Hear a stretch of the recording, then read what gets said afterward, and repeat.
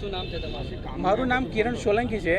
શું ઘટના ઘટી? યશપિન હોસ્પિટલની અંદર ડૉક્ટર ગેરહાજર અને નર્સ દ્વારા ડિલિવરી કરવામાં આવી ત્યારે દીકરીનું મૃત્યુ પામેલી દીકરીને 2 દિવસ અગાઉ ડૉક્ટર દ્વારા કહેવામાં આવે છે કે આ દીકરીનું જન્મ થયો છે ત્યારે મૃત્યુ થયેલી છે.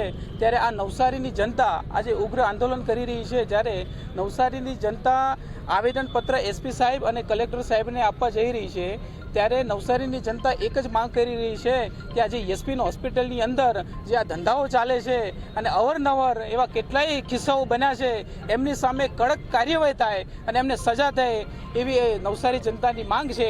અને આજે આ સોશિયલ મીડિયામાં જ્યારે અમે પોસ્ટ અપલોડ કરી ત્યારે અમારી સામે 2023નો સેમ કિસ્સો અમારી સામે સમક્ષ થયો છે.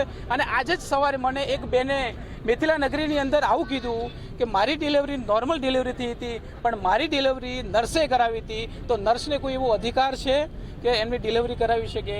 તો આ હોસ્પિટલમાં ખૂબ બેદરકારી છે અને આ હોસ્પિટલ બંધ.